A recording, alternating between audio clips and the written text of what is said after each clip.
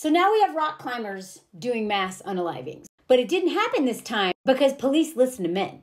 And what I mean by that is the guy who was going to commit this mass unaliving, and I'm going to go into his story and what led up to this in just a minute. But apparently a buddy of his who'd known him for 6 years received messages from him that were super disturbing. I'll get into the messages later on. But the guy was really concerned because he thought this guy was well armed and owned a lot of pim-pims and hem-hems and possibly had body armor. Was worried about what was going to happen to this dude's family. So on August 22nd, he goes to the police. Now, a bunch of other people end up talking to the police too. But as far as I know from this story, this was the first reporting. Correct me if I'm wrong. And we have mass unalivings in the United States. I don't know, what is it, daily now? Probably. What we also know statistically is that most of these mass unalivers practice on the women in their lives first. Sometimes their kids too. It's usually their girlfriend, their wife, their ex-wife, or even their own mother. And then they take it to the next level. And this is why I've been making so many angry videos lately of how many unhinged men are out there causing harm that are a threat to the public, are a menace to society, not because they're bad people, but because they have serious issues and are dangerous. And the people who always know this are the women sleeping in their bed because these men are almost always like coupled up somehow. In fact, my hometown of Nashville, where they had a bomb go off on Christmas or whatever, that man's ex-girlfriend or ex-wife, I forget, reported to the police that he's building a bomb in the backyard. They sent her to the psych ward to get evaluated. That is the most perfect example of how much men, and the police especially, not only are they usually abusers themselves, but they don't care about us, and they definitely don't listen to what we have to say. But if a man goes in and is like, hey, I think my friend's dangerous, look what happens. Now, it also took the bravery of that dude's ex-girlfriend to also report on it. But I'm not sure if she came forward or if they approached her. But the point is a lot of times, most of the times, from what I understand, even when that German man who flew a plane into the mountain, his girlfriend had warned his job. Like, we tell people, we try to warn people, these men are unhinged. Nobody cares. Well, finally, they care. But it sure helps that a man said it. So what happened to this man? Why is this climber doing this? So just like every other story, a lot of the friends and ex-coworkers are shocked. They can't even fathom him owning a weapon, let alone threatening people. He's seemingly happy and hardworking. Ski guide, climber, one of these outdoorsy, like probably hippy-dippy kind of guys, progressive man, loves women. We just know how much men on the left love women. I'm not saying men on the right are better, but I'm saying men on the left, progressive men. There's so many men like this hiding. And it's because they won't deal with their trauma or unpack any of this stuff, whatever. So before the pandemic, this man, who is now seemingly had an idyllic life, homeowner, 6-figure job, wife since 2001, has all the social capital, all the things that a man in the United States is supposed to have to be successful and happy. Even has kids. But he has a lot of hobbies that are sitting around the outdoors. If you've been watching my content at all, you know that means that these men are never actually parenting their children. I'm not saying all climbers, but I'm saying most. Oh, and look at that. He also volunteered. All the things I've been warning y'all about. God complex. All the elements are in this story. It's maddening. It seems like most people were legit shocked. This man could be crazy. Guess who knew? His wife. Now his ex-wife. Oh, and his ex-girlfriend. Women who date these men, we know. Y'all just don't care. His coworker said, he's a serious guy, but not someone with a temper or a violent streak. Seriously, stop asking men who know these men. They are willfully ignorant, and these men emotionally regulate themselves around other men, around coworkers, around everybody. They don't do that in front of women. These men are different people in the privacy of their homes. Nobody gets that.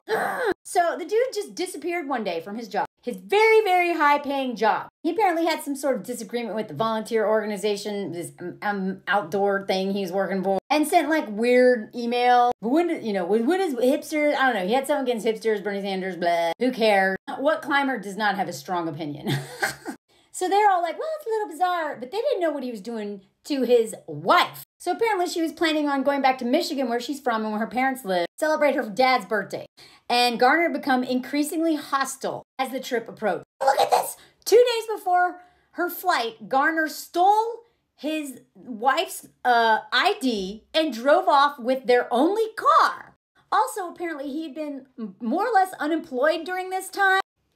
And y'all, I mean, unemployment is what leads to most divorces on women's end, because men who already have a lot of problems and then aren't working are a nightmare. So he stole her car. And obviously, this is alarming behavior, but she went on with her trip because it was important to her.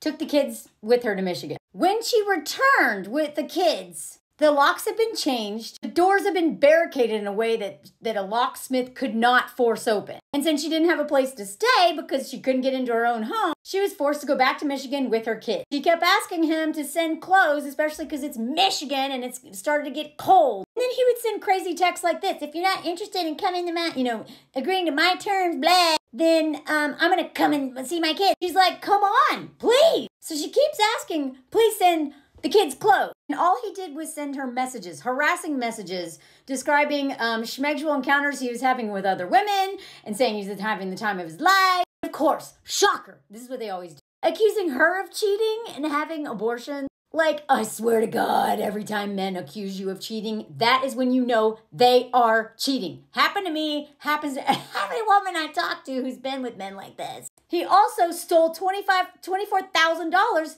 from their children's college fund. So here's some other messages he sent. I'm not going to read all this. Just completely bonkers. This man thinks he's a victim. I'm going to climb 20 mountains and only think of you and whatever. Ugh. Okay, so shocker. When the wife finally finalizes this divorce from this man who has basically abandoned his family and locked them out of their home, much less their home state, the judge gives the wife sole custody of the kids, of course, and bans him from communicating with her except through a court-monitored web portal thingy. And here's the kicker right here. This man used to make 6 figures, and, he's supposed to support his family. He's stealing money from them, and so the court says, dude, you are not safe for your kid. You need to pay your wife $2,615 a month in child support. And you're going to have to sell that home that you are squatting in to do it.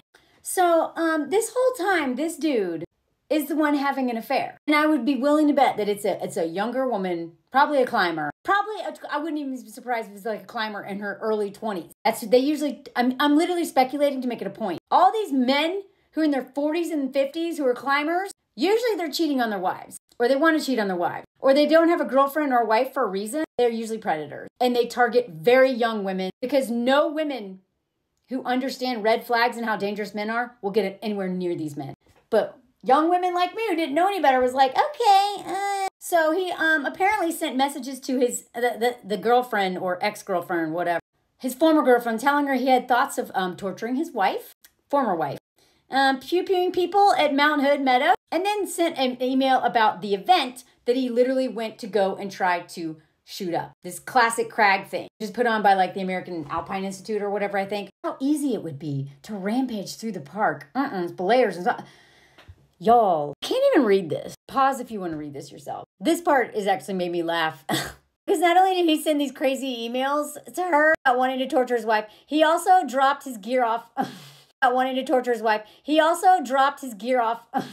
Or told her he dropped his gear off on her porch. That is such a climber move right there. These men will still, the day they're going to go do a mass unaliving, will still leave gear at women's houses. Those climbers don't actually love you. They just love that you're a storage unit for them. That's free. Anyway, so one of his biggest gripes is that he didn't know what to do because he can't afford to pay all this money. It's not fair. And then look at all this stuff about him wanting to unalive his mother-in-law. All the family.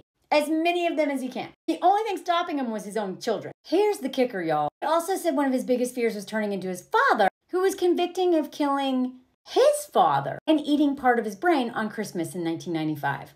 Some part of me is a horrible psychopathic monster. I'm turning into him. I'm turning into my father. His father also beat his mother. He was only 11 when all this happened. In fact, he started to become so afraid of himself, he wouldn't watch UFC anymore because he thought the violence was going to make him turn into his dad. Now, as a climber, I am by no means saying all climbers are like this, but so many men with serious trauma, serious addiction, will do an Ironman or climb Everest or just do anything to avoid the hard stuff. Please don't date men who seem like they're running from trauma, especially in extreme sports. They will not outrun it, and you'll pay the price.